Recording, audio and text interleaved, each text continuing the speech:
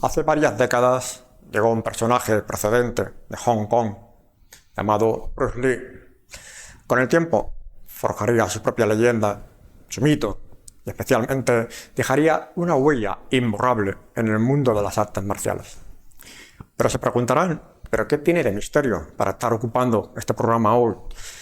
Mucho, especialmente sobre quién fue su maestro, cómo aprendió, qué oculta su vida, sobre todo lo que rodeaba su muerte, que se llenó de muchas conspiraciones, muchas teorías, muchas dudas. Para ello tenemos un invitado muy especial, que es Ramón Moles. Bienvenido de nuevo a nuestra casa. Muchas gracias, y es un placer volver a estar aquí en casa a echar el ratillo. Aquí estamos cómodos. Bueno, Ramón, el personaje de Bruce Lee se ha convertido en un mito, especialmente en Asia. Por ejemplo, tiene muchísimas referencias, muchos monumentos, muchas calles dedicadas a él. Aquí en España no, evidentemente. Pero ¿cómo llegó el nombre de Bruce Lee aquí a España? Pues el nombre de Bruce Lee fundamentalmente llegó por el cine, porque a principios de los años 70, igual como otras películas se estrenaban en los cines de la época, como las de Bud Spencer y Terence Hill, algunas de vaqueros muy conocidas, pues las películas de Bruce Lee poco a poco se estrenaban en los cines de España, fundamentalmente cuando ocurrió el estreno mundial a principios de 1973 de Operación Dragón, que fue el bombazo, la película que le dio fama mundial y fue la que fundamentalmente pues le dio ese conocimiento no solamente en Estados Unidos y en Asia, sino también en Europa. Y luego posteriormente a los 3 o 4 meses de haberla acabado, pues en julio, que ahora próximamente vuelve a ser otro año más su aniversario, pues misteriosamente cayó en un coma profundo de origen desconocido y falleció, y eso aún le dio más fama para hacerse más conocido. Bueno, pues también hay que decir que una vez que llegó ese personaje supuso también un boom dentro del mundo de las artes marciales. Empezaron a surgir, digamos, numerosas publicaciones sobre ese mundo. Aquí tengo yo unas pequeñas reliquias personales, las voy a mostrar. Se llama es Kung Fu, y otra se llama Técnica Ultra Secreta del Extremo Oriente. Os voy a enseñar un poquito. Es una edición bastante antigua, de la década de los 60, como podemos ver. Una reliquia auténtica. Fue una de las primeras publicaciones que empezaron a salir. Totalmente. A pesar de ello, lo que queremos es conocer un poquito quién es ese personaje, Bruce Lee. ¿Quién era realmente el maestro de Bruce Lee? ¿Cómo aprendió esa técnica de arte marcial? Realmente la técnica de arte marcial que utilizaba él, realmente se la diseñó él mismo. Él lo que fue su primer maestro, como tú comentabas, fue el gran Jim Man, que luego posteriormente era un maestro del estilo Wing Chun en Hong Kong, y él fue su estilo madre, ¿no? Entonces a partir de ahí él fue entrenando y se dio cuenta en un combate que tuvo en 1964 contra otro maestro de Kung Fu en Estados Unidos, se dio cuenta de que ese estilo le limitaba mucho su capacidad de lucha. Y entonces él empezó a buscar otros estilos de artes marciales para poder complementar ese estilo que él había aprendido en Hong Kong. Es impresionante todo lo que nos has mostrado. Hemos podido ver muchas películas, también algunos documentales que se ha hecho sobre su vida. Pero es cierto que era tan rápido como se contaba, porque aseguraban, por ejemplo, en muchas películas había que tenía que, digamos, reducir, racionalizar un poquito, cortar las películas. Sí, efectivamente. Porque era demasiado rápido para las escenas. Sí, efectivamente. Era tan sumamente rápido que tenían que jugar con los planos para que se pudieran apreciar un poco cómo llegaban los golpes. Era así. Y eso pues nunca se había visto en el mundo del cine, porque el cine estaba acostumbrado sobre todo a hacer películas de Kung Fu antiguas, de leyendas chinas, y utilizaban pues cables y otra serie de cosas que hasta que llegó Bruce Lee fue un poco el pionero, no solamente de utilizar diferentes estilos en la lucha, sino también un poco en las técnicas del cine de acción, todo eso a nivel de las coreografías de lucha. Él era muy perfeccionista, entonces él lo llevaba todo muy coreografiado. Lo que pasa es que tenía tanta velocidad en sus golpes, él muchas veces, no, como le decía a sus compañeros de rodaje, dice, es que no sé fingir, no sabía fingir, ¿no? Entonces pues tenían que ralentizarle la velocidad de las escenas para que la gente viera lo que él quería demostrar, pudieran apreciar el golpe y su técnica, que era lo que realmente a él interesaba. Porque él quería se veía un poquito como el embajador de esa época de las artes marciales. Él quería demostrar su filosofía marcial mediante el cine. ¿Vale? Por eso los tres pilares fundamentales de su vida fueron las artes marciales, la interpretación y la filosofía.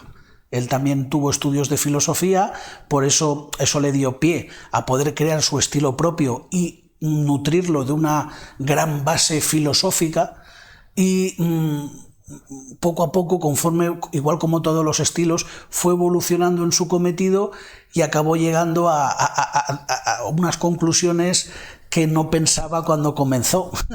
Como decía él, es que yo no pensaba que lo que ideé en un principio me iba a llegar aquí, porque él tampoco quería formar un estilo nuevo, él quería formar una filosofía de pensamiento marcial nueva, él no quería un estilo como otros seguidores de él han querido continuar.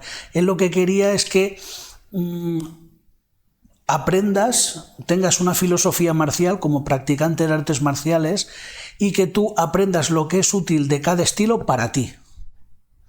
Y eso es lo que él un poco enseñaba. Por eso decía, yo a lo mejor lo que te enseño a ti, a otro alumno no le sirve. Cada uno se adaptaba según las circunstancias de su cuerpo y de su estatura, de su altura. Se podría decir que Bruce Lee era una persona muy espiritual también. Totalmente. Mucho. ¿Cómo practicaba esa técnica de espiritualidad? ¿Se refugiaba o hacía una técnica de meditación? O... Claro, es que su filosofía era sobre todo el Tao, ¿no? El Tao. Prácticamente toda su filosofía nace del Tao, entonces él le dedicaba por 1 o 2 horas todos los días a meditar. La meditación consideraba que era muy importante en un artista marcial, no solamente el entrenamiento físico, sino también el entrenamiento mental. Entonces, impresionante, sí. Eso es lo que él quería fusionar. Aparte, y lo que pasa es que también en aquel entonces los practicantes de artes marciales tampoco entrenaban con pesas, ni entrenaban de una forma, no le hacían mucho culto al cuerpo, ¿no?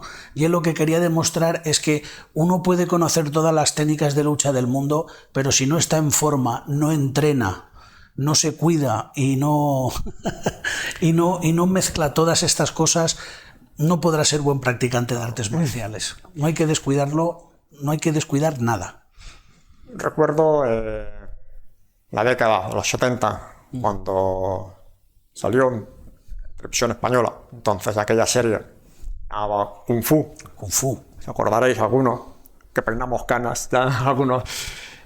Pero lo que no sabe mucha gente es que tras esa serie, realmente el protagonista inicial iba a ser Bruce Lee.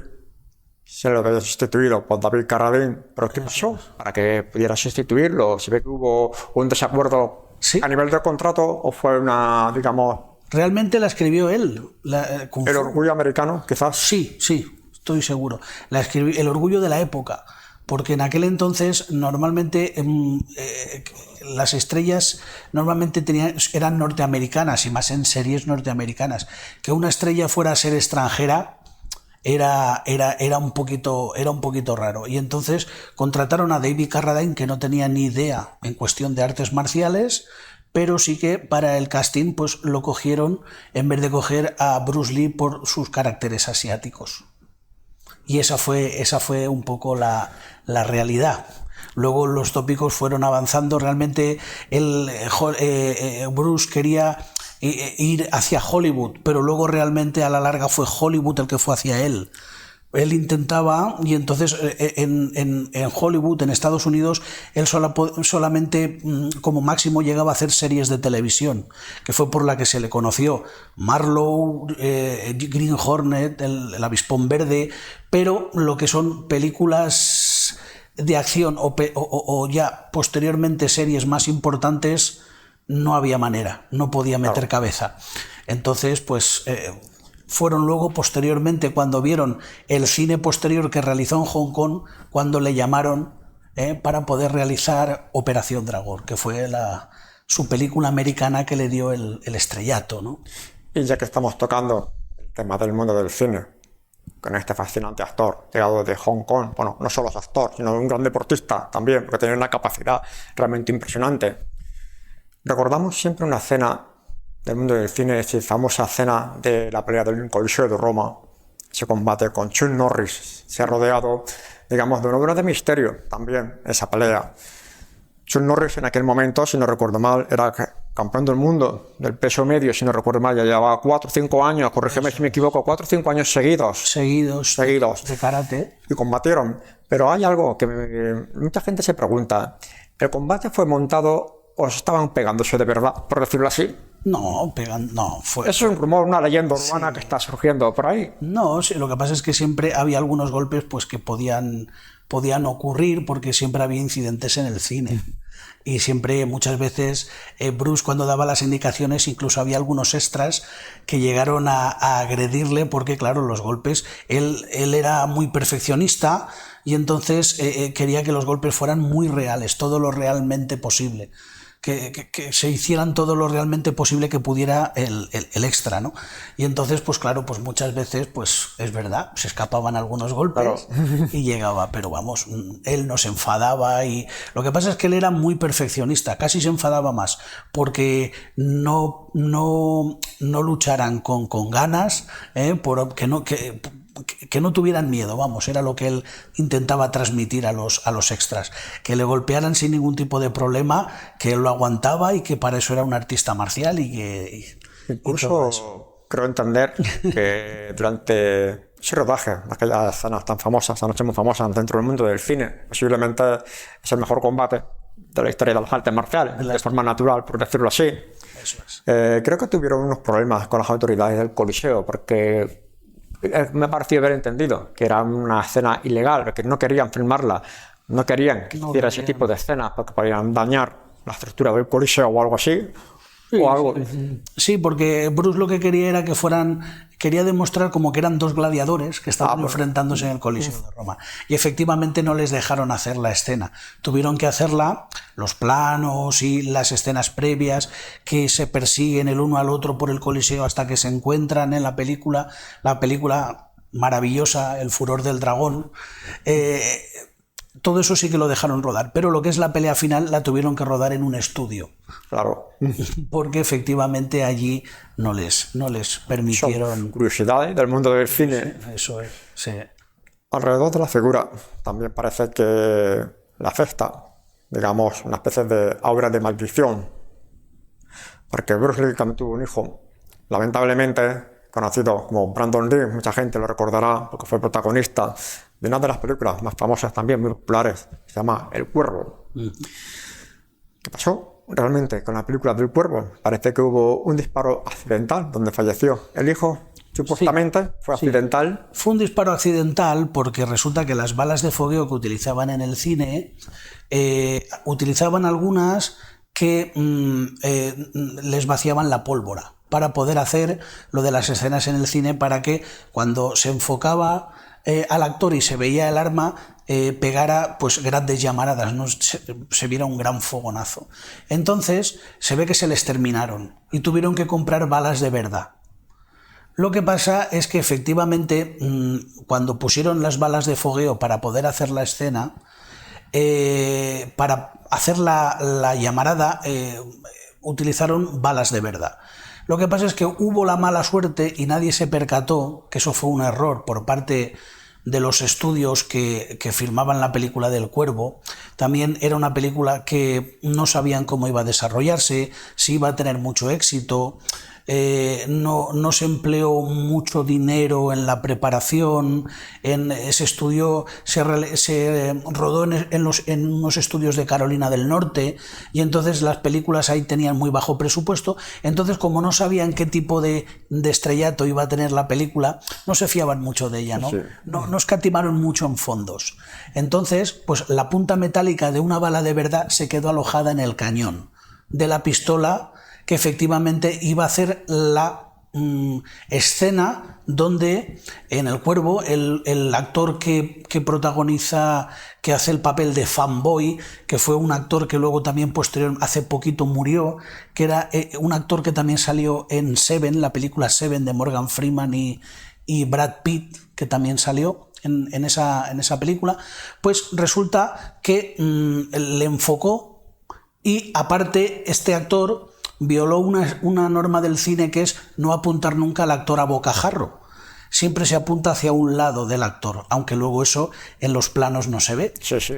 Y entonces, entre la mala suerte de que la punta metálica de la bala de verdad, más que este hombre no tenía experiencia en utilizar armas de fuego ni nada de esto, apuntó directamente a Brandon Lee, pues cuando pusieron la bala de fogueo para que hiciera la llamarada, pues la punta metálica que se quedó alojada, que nadie se percató que estaba en el cañón del arma, se disparó, y entonces se alojó en la espalda del hijo de Bruce Lee, de este chaval de 28 años, cayó al suelo, lo atendieron allí en el estudio, posteriormente lo estabilizaron, lo llevaron al hospital, y después de más de 12 horas de quirófano, de estar en quirófano, intentando extraerle la bala, se la extrajeron, pero la hemorragia que había producido la bala no podían detenerla. Le pusieron entre 8 y 10 unidades de sangre y no pudieron hacer que el chico se recuperara.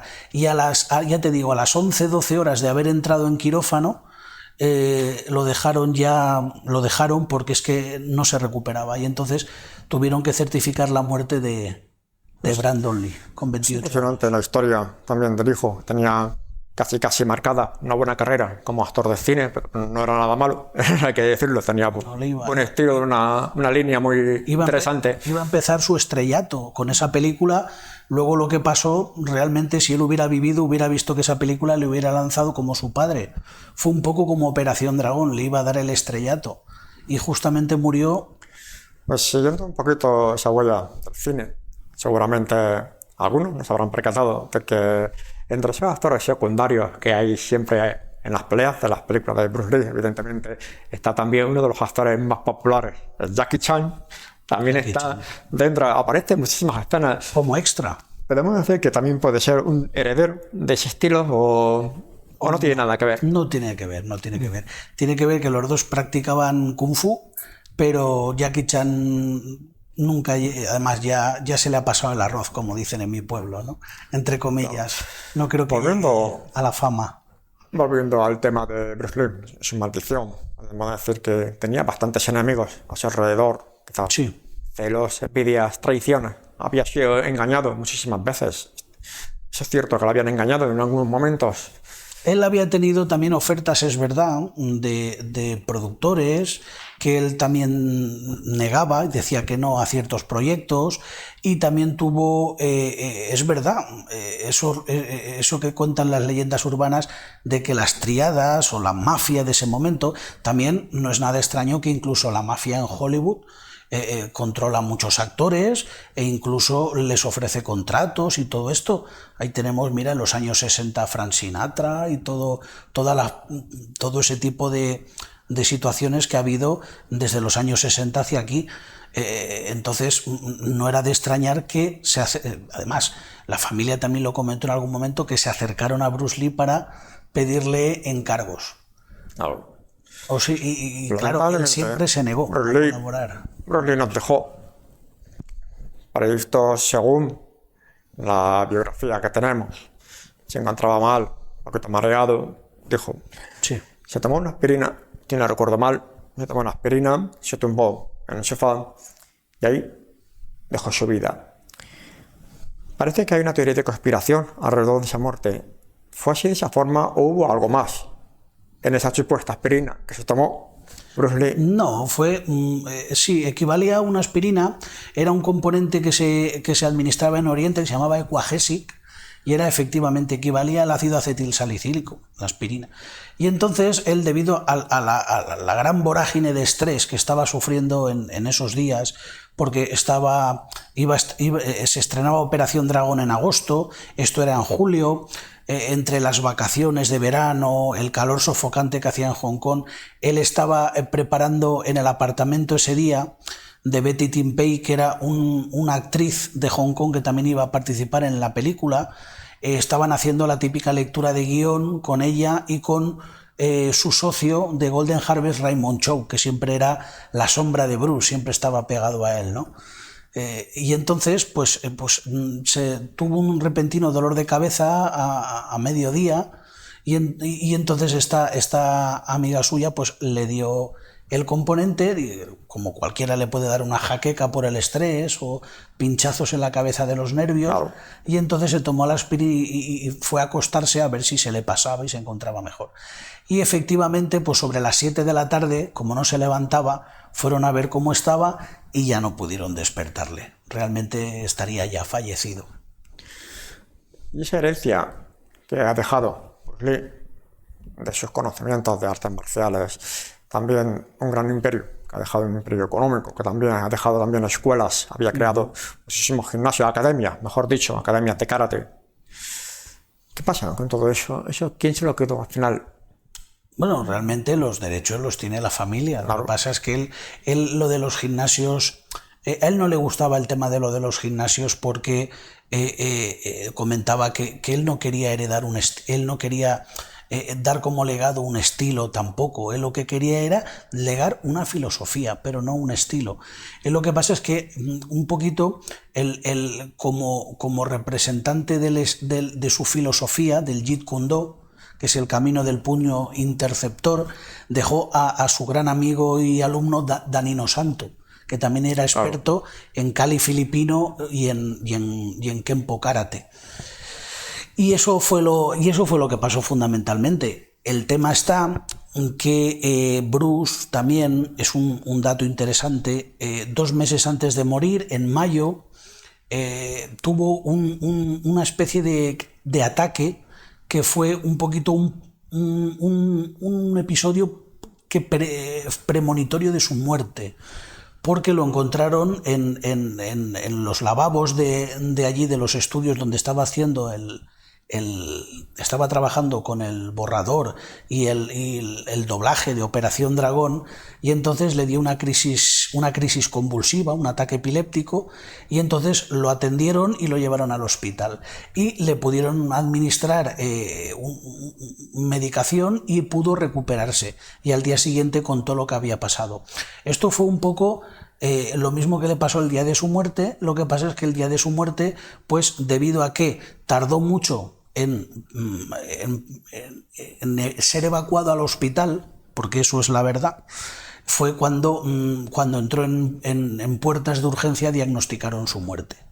Y le encontraron en la autopsia restos de cierto tipo de drogas alucinógenas en el estómago, hachís, marihuana, y en fin, eso era un poquito lo misterioso, ¿no? Que también pues no sabíamos si había sido envenenado, en fin, todas aquellas noticias que salieron en los años 70.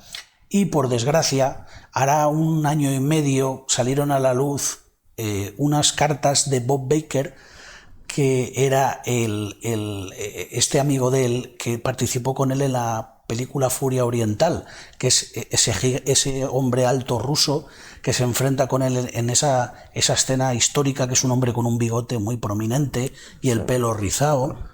Y entonces este hombre, resulta que según unas cartas que han aparecido, que Bob Baker las ha puesto en subasta, de la mano de puño y letra de Bruce, no es ninguna falsificación porque se ve la firma de Bruce y el tamaño.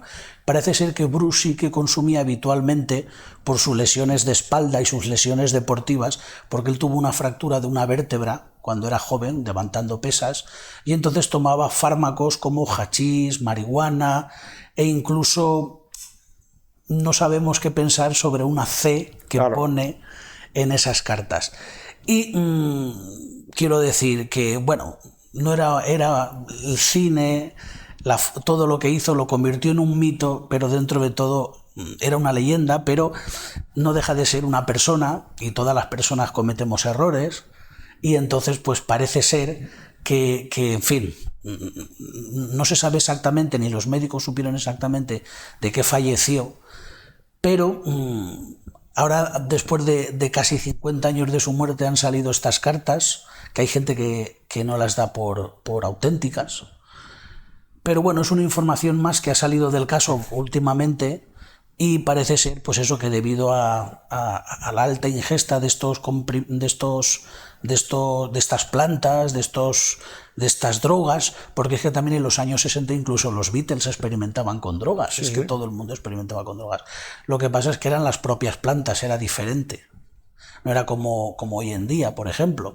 Y en Estados Unidos él decía que un médico de California le aconsejó que tomara incluso hachís para los dolores de cabeza y el estrés, y en fin, que también tienen un potencial analgésico, ¿no? Pero claro, las drogas pues crean adicción y no son buenas. No estamos diciendo aquí que eso... Evidentemente, es una biografía muy interesante, muy amplia, hay que decirlo. Pero hay una gran pregunta que siempre se hacen muchísimas personas de nuestra época también, incluso hoy en día. Si tan excelente artista marcial era Bruce Lee, ¿por qué nunca compitió? Porque él no compitió porque se lo ofrecieron, y lo que pasa es que en aquella época hay que también un poco ponernos en el contexto histórico, ¿no? En aquel momento prácticamente las únicas competiciones que había eran de judo y de karate, no había otros estilos, no estaba como hoy en día las artes marciales mixtas, ni había tanta variedad como hay hoy en día. Entonces en aquel entonces él veía que él no podía ser libre compitiendo. De hecho, él siempre decía que se competía para los jueces en estas competiciones, que si el golpecito en el tórax, que si la patadita marcando en la cara. Él veía que eso es limitar los movimientos. Entonces él lo que pensó que debería enseñar las artes marciales, o esa filosofía marcial que él pensaba, que él ganaría más haciéndolo mediante la pantalla, mediante el cine. Entonces no ha perdido el tiempo en competir, sino que, de hecho, sí que compitió una vez en el campeonato de karate de Long Beach de Ed Parker en 1967. Él sí que fue allí cuando se dio a conocer al público americano, porque realmente él hizo un combate con protecciones y todo el mundo se quedó maravillado porque nadie pudo tumbarle, y fue donde él expuso su famoso golpe de 1 pulgada. Y ahí fue cuando y hacía incluso flexiones con 2 dedos, que eso había muchos artistas marciales de la época no podían. Y entonces pues ahí fue un poco donde se dio a conocer en ese aspecto. Es impresionante todo lo que nos está contando Ramón acerca de Bruce Lee. Tenemos muchas dudas también acerca de Bruce Lee. ¿Qué otros secretos tenía él en su vida? ¿A qué se dedicaba también? A nivel, digamos, en su vida privada no sabemos prácticamente nada, solamente de carácter público. Cuando salía a la calle todo el mundo lo conocía. Pero ¿cómo era en su vida privada Bruce Lee? ¿Tenía algún secreto personal o algo que ocultado? Fundamentalmente era muy familiar, se pasaba la vida leyendo y escribiendo. Es lo que, según comenta su mujer y su familia, sus hermanos, y fundamentalmente en los rodajes, porque es que él desde pequeño, desde que era un inocente niño, como él era hijo de actores, claro, porque su padre era un conocido actor de los años 40 de ópera cantonesa, Li Hoi-chung. Entonces él ya aún no se había preparado para ser actor, y él ya estaba viendo cómo sus padres trabajaban en estudios y en sets de grabación de la época. Lo que pasa es que él tuvo la casualidad de que él nació, él tenía la nacionalidad norteamericana porque nació en San Francisco, porque sus padres estaban haciendo una gira de ópera cantonesa por California. Entonces su madre, pues él vino al mundo allí y por eso tenía la doble nacionalidad. Bueno, pues también tenemos que conocer, por decirlo así, conocer un poquito esos entrenamientos duros que hacía Bruce Lee. Cuidado, no eran unos entrenamientos normales que estamos haciendo. Si leemos un poquito su biografía y lo trasladamos a los entrenamientos actuales, es realmente una barbaridad lo que estaba haciendo Bruce Lee, porque hacía más de 500 flexiones durante un tiempo muy dado, hacía un número indeterminado de sentadillas, de repeticiones, incansable, era incansable Bruce Lee. Incansable, siempre estaba entrenando, aparte de, ya te digo, cuando en su casa también siempre estaba estudiando, leyendo, porque él era un gran intelectual. Él se había sacado la carrera de filosofía en la Universidad de Seattle, pero él dedicaba a entrenar físicamente 8 horas al día. Una barbaridad. Una barbaridad. Aparte de su alimentación, que él prácticamente comida casi no comía, él se lo hacía todo a base de batidos, o sea, pues eso, de fruta, de verdura, de tal. Él se hacía sus batidos y él prácticamente no comía carne ni pescado, él extraía las proteínas de determinadas formas, o si comía lo hacía de una forma muy limitada. Casi todo, Linda siempre comentaba en las entrevistas que le hacía los batidos muchas veces porque él no tenía ni tiempo de hacérselos porque estaba continuamente entrenando. Y todos se sentaban a la mesa. Y ese entrenamiento, Ramón, pues si no lo sabían, Ramón también es maestro de artes marciales. Bueno, ¿verdad? Lo puedes decir, Lo puedes decir. Bueno, ese entrenamiento que hacía Bruce Lee, ¿tú serías capaz de, digamos, de ofrecérselo a alguno de tus alumnos? Para decirlo, vamos a hacer ese entrenamiento. Yo creo que no volverían.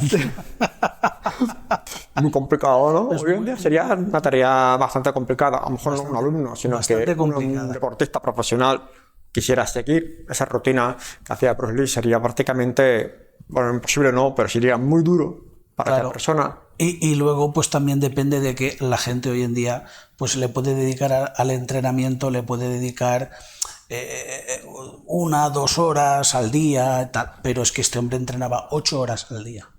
Entonces hoy en día 8 horas al día a entrenamiento él entrenaba 5 días a la semana y descansaba 2. Entonces prácticamente hoy en día tampoco podría, porque la gente también tiene que trabajar, tiene que estudiar. Vamos, sería un entrenamiento muy pesado.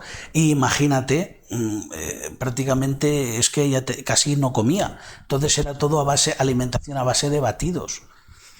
Y además decir que Bruce Lee tenía un físico realmente privilegiado. Podemos decir que era el guerrero perfecto, casi perfecto, porque una aspirina se lo llevó al otro lado, por decirlo así, literalmente, ¿no? ¿Y qué otra faceta nos puedes contar de Bruce Lee que no sepamos, quizás?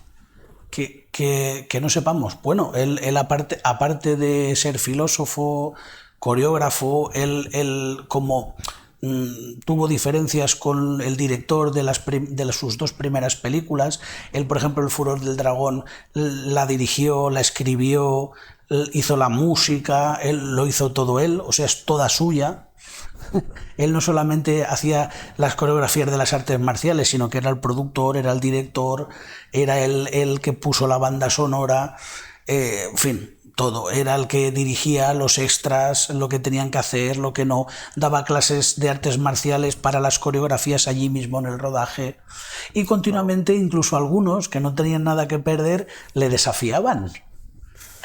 Que era un poquito lo que era de la época, gente que no tenía nada que perder y mucho que ganar, pero pues era él lo que se quejaba, pero de una forma tan sumamente pesada que llegó a un momento que tenía un arma, tenía un revólver para poder ir él tranquilo por la calle. Y ahora que estamos rodeados de un mundo de artes marciales que, desde mi punto de vista, se ha perdido un poquito de esa esencia oriental, por decirlo así, están dedicados a otro tipo de deporte de contacto, son las artes marciales mixtas que estamos viendo ahora. Si Bruce Lee levantara la cabeza, no sé qué diría acerca de todo esto. ¿Qué pensaría cuando viera esto? Es cómo ha evolucionado el mundo de las artes marciales. ¿Qué diría? ¿Qué diría? Pues en referencia a las de la época, igual como se ve en el combate, el primer combate de la película de Operación Dragón, él ya fue un poco el pionero de eso, él ya tenía ideas sobre eso, ¿no?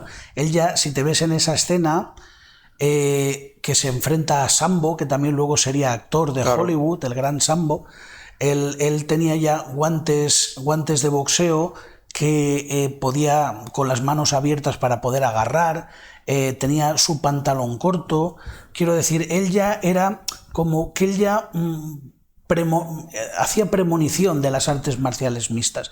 Lo que pasa es que las artes marciales mixtas también tienen reglas.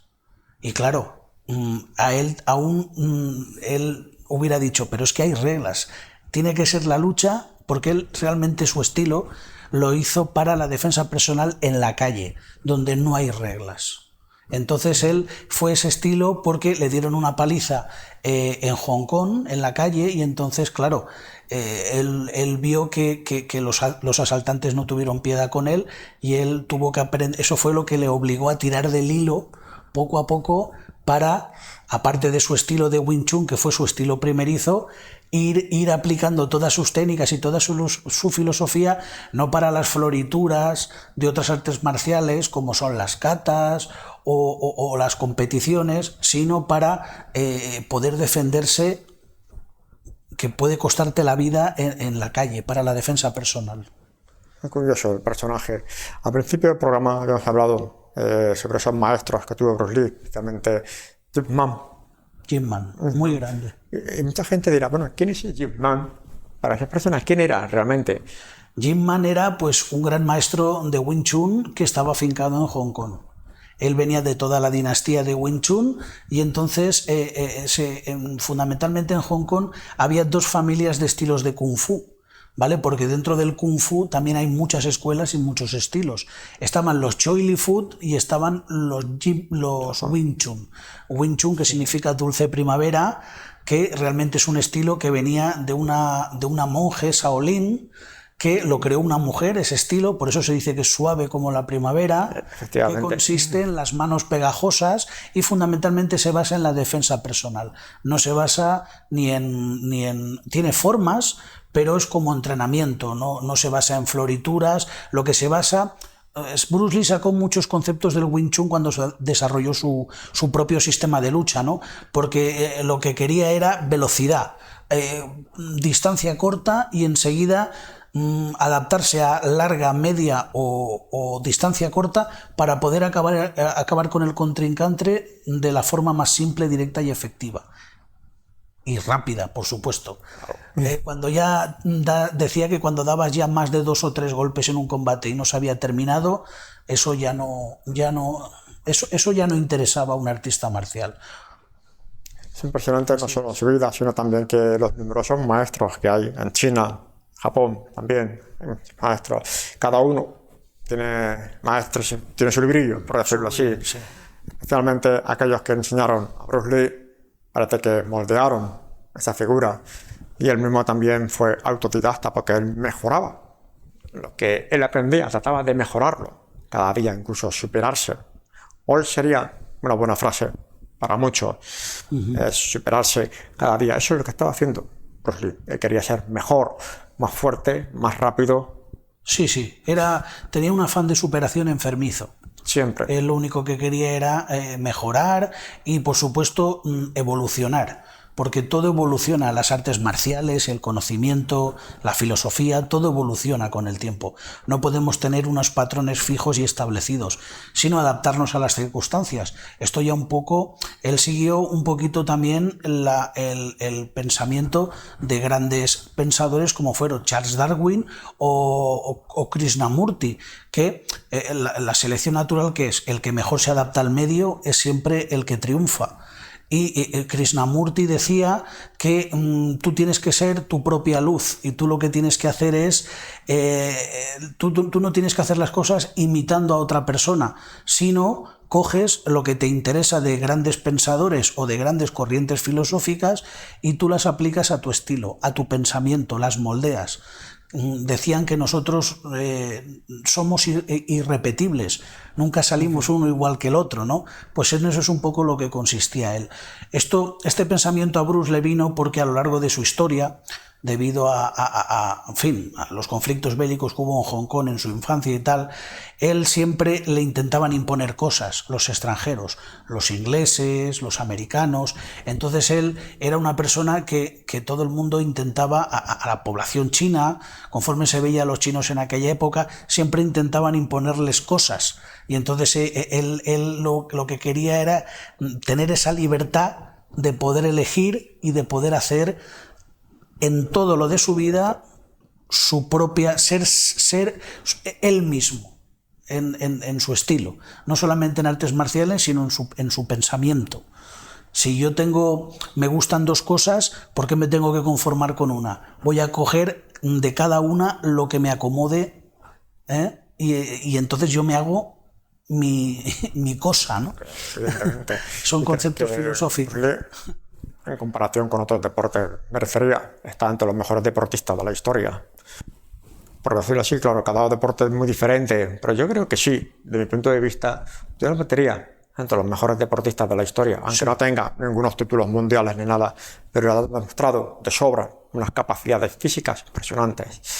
Sí, es que él tenía un cuerpo, de hecho, después del primer ataque que tuvo en mayo del 73, fue a hacerse un chequeo a la costa oeste de Estados Unidos, y el médico de medicina, el internista que le hizo el chequeo, le dijo que tenía el cuerpo de un veinteañero, teniendo ya 32 años, él era como si tuviera 20 años, tenía un cuerpo perfecto, creo que tenía solamente un 5% de grasa, el resto era todo fibra, músculo, piel y hueso, era una máquina perfecta. Era el entrenamiento de muchos años y después de seguir una dieta muy severa lo que le convierte en ese pedazo de atleta que fue en el que se convirtió. Lo que pasa es que conforme pues fue subiéndole la fama, es lo que comentan también algunos familiares, algunos amigos, poco a poco se le veía viendo también esa faceta de que cada vez estaba tan sumamente delgado que se le veía más pálido, se le veían en su cuerpo una serie de faltas de salud, por decirlo así, que casualmente le pasó pues el ataque primero que le dio en mayo y luego posteriormente la muerte. Muchos compañeros de artes marciales, cuando les preguntas sobre Bruce Lee, siempre opinan que es que se pasó con el entrenamiento, que incluso algunos achacaban su muerte a exceso de entrenamiento. Claro. Puedes tener un cuerpo de 20 años, pero forzar a esos niveles la máquina, pues puede jugarte malas pasadas. Bien, pues como podemos ver, la vida de este personaje que llegó, digamos, por sorpresa desde Hong Kong, llegó aquí a través de las pantallas del cine, fue como conocimos aquí en España a Bruce Lee. Bueno, pues Ramón, muchísimas gracias por una clase magistral que has dado de una biografía. De nada. Sobre Bruce Lee. Realmente es mucho más extensa, porque hay muchas cosas por descubrir, hay muchas cosas todavía por aprender de ese arte marcial tan fascinante que él les había enseñado. Así que, desde tu casa, hemos visto la vida de Bruce Lee. Como podemos ver, también personajes estos también tienen su aura de misterio, también tienen su aura de, digamos, historias insólitas, también sus biografías misteriosas. Ramón, gracias por estar en nuestras casas otra vez. Es un placer. Así que siempre. Te esperamos en otra nueva ocasión y nos puedas contar otro tema más. Muy bien. De acuerdo, gracias. Un placer, como siempre, amigo. Bien, pues nosotros desde aquí, desde Azufar Televisión, nos despedimos. Les esperamos próximo martes, como siempre, Misterios en Casa, en Azufar Televisión. Hasta la próxima.